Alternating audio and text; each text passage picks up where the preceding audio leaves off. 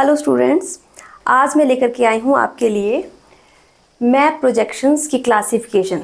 ठीक है, वर्गीकरण। मैप प्रोजेक्शंस कितनी प्रकार की होती हैं, उनके कौन कौन से अलग टाइप्स हैं, उन सब के बारे में आज हम डिस्कस करेंगे। तो करते हैं स्टार्ट।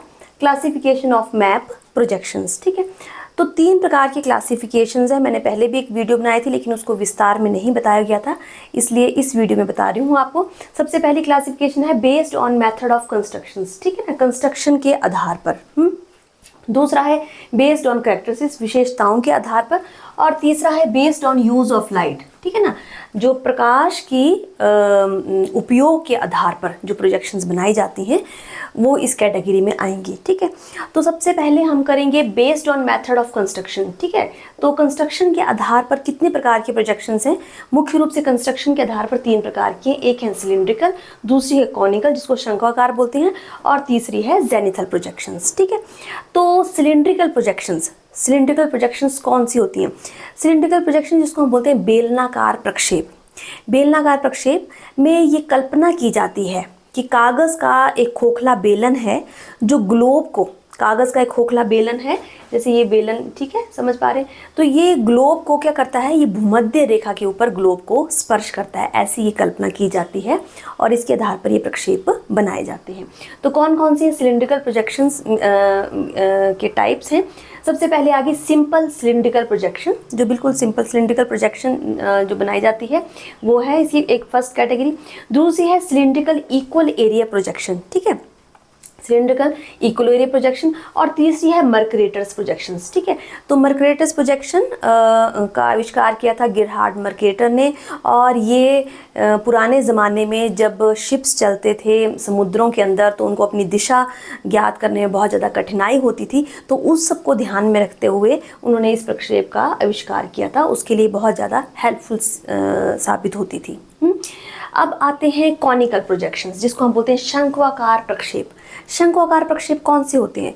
शंक्वाकार प्रक्षेप वो प्रक्षेप होते हैं जिसमें एक कल्पना की जाती है कि शंकु के आकार में, जैसे इस प्रकार से शंकु हम बना सकते हैं। ठीक है ना, आपने क्वेश्चंस भी किए होंगे कि शंकु के आकार का मुड़ा हुआ एक कागज़ जो है वो ग्लोब को इस प्रकार से स्पर्श करता है कि शीर्ष बिंदु जो है वो उसका जो शीर्ष बिंदु है ये ध्रुव के ऊपर रखा गया है। ठीक है, तो ऐसी ये कल्पना की जाती है जैसे कि हमारी पृथ्वी है, तो पृथ्वी में ये आ गई हमारी लाइन ऑफ इक्वेटर, तो इक्वेटर के ऊपर का जो ये पोर्शन है, ये वाला जो पोर्शन है, इसको दिखाने के लिए जो हम शंक्वाकार प्रक्षेप का उपयोग करते हैं। और इसमें ये कल्पना की जाती है कि शीर्ष बिंदु जो है वो ध्रुव के बिल्कुल ऊपर रखा गया है। ठीक है, तो शंक्वाकार प्रक्षेप कितने प्रकार के हैं? सबसे पहले है simple conical projection with one standard parallel. Simple conical projection with one standard parallel. Standard parallel क्या होते हैं? स्टैंडर्ड पैरेलल होते हैं कि जिस अक्षांश रेखा के साथ शंकु जो है, जो हम ये शंकु बना रहे हैं, जिस अक्षांश रेखा के साथ शंकु जो है वो ग्लोब को स्पर्श करता है उसे हम बोलते हैं स्टैंडर्ड पैरेलल। ठीक है, तो वन स्टैंडर्ड पैरेलल इसमें रखा गया है। और दूसरा है simple conical projection with 2 standard parallel. ठीक है, तो इसमें भी वही कि 2 स्टैंडर्ड पैरेलल हमने माने होते हैं और वो 2 स्थान पर जो है वो क्या करता है, ग्लोब को स्पर्श करता है ताकि ज़्यादा एक्यूरेसी आए। तीसरी प्रोजेक्शन है जिसका नाम है बोन्स प्रोजेक्शंस। ठीक है, ये भी कॉनिकल प्रोजेक्शन के अंतर्गत ही आती है। और चौथी प्रोजेक्शन है पॉलीकॉनिक प्रोजेक्शन जिसको हम बोलते हैं बहुशंकु प्रक्षेप। ठीक है, पॉलीकॉनिक प्रोजेक्शन और बहुशंकु प्रक्षेप। अब चलते हैं थर्ड टाइप की ओर जिसका नाम है जेनिथल प्रोजेक्शन। ठीक है, जेनिथल प्रोजेक्शन, जो ये जेनिथल प्रोजेक्शन होते हैं इस वर्ग के जो प्रक्षेप होते हैं उसमें ये कल्पना की जाती है कि प्रक्षेपों में कागज़ या जो प्रक्षेपण तल है वो ग्लोब को किसी एक बिंदु के ऊपर स्पर्श करता है। और किसी एक बिंदु के ऊपर स्पर्श करने के बाद क्या होता है, ये जो इस प्रकार के जो प्रक्षेप होते हैं जेनिथल प्रोजेक्शन में, इन प्रक्षेपों में सभी बिंदुओं की दिशाएं जो होती हैं वो मुख्य रूप से शुद्ध होती हैं। ठीक है, तो जेनिथल प्रोजेक्शन को भी हमने क्या है 2 कैटेगरीज में डिवाइड किया है। एक है ग्लोब पर प्रक्षेपण तल की स्थिति के अनुसार, जैसे मैंने अभी भी आपको बताया, और दूसरा है प्रकाश पुंज के प्रयोग के अनुसार। ठीक है, with the help of light. ठीक है, तो सबसे पहले ग्लोब पर प्रक्षेपण तल की स्थिति के अनुसार भी इस जेनिथल प्रोजेक्शंस को हमने आगे 3 पार्ट्स में डिवाइड किया गया है।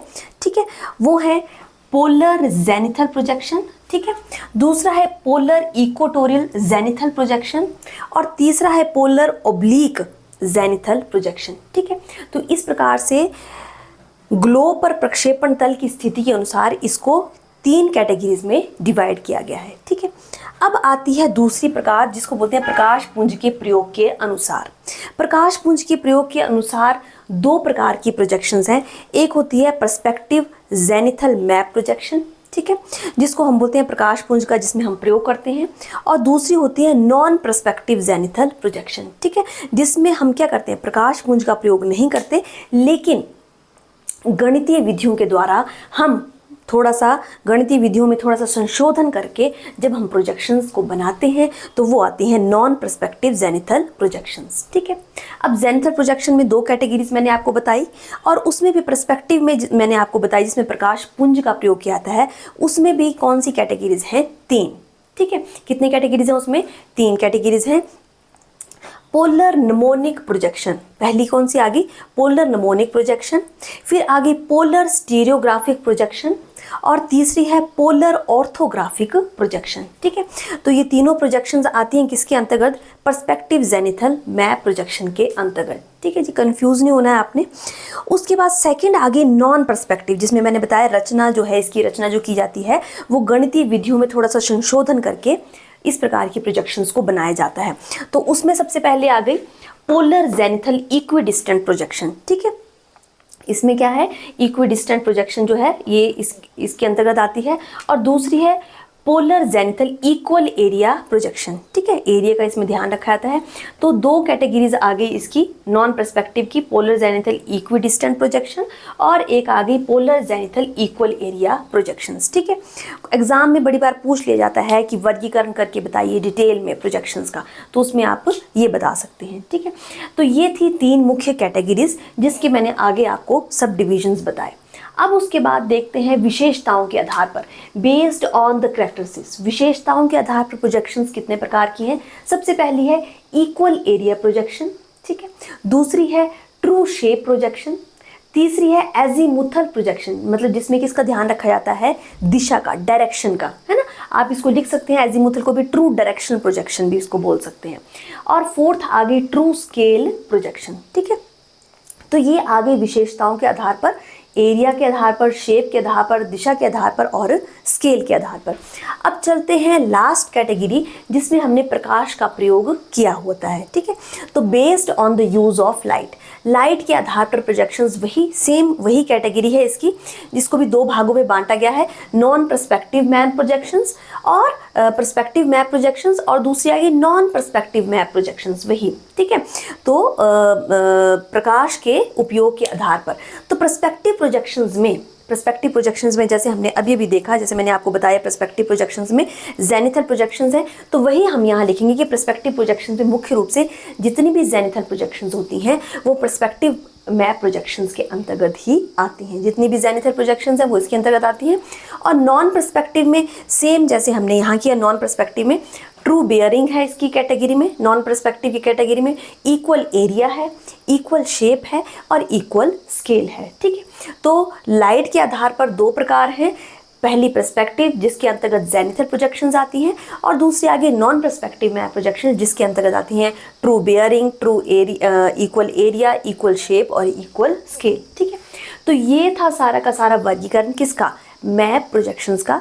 मैप प्रोजेक्शंस को किस किस आधार पर बांटा गया है और कितने प्रकार से बांटा गया है। ठीक है, तो आई होप आपको वर्गीकरण का जब भी क्वेश्चंस पूछा जाए तो ये सारा का सारा मैंने इकट्ठा इसलिए दिखाया ताकि आप लोग कंफ्यूज ना हो कि कौन सी प्रोजेक्शंस किसके अंतर्गत आती हैं। आई होप आपको इस वीडियो से काफ़ी मदद मिली होगी।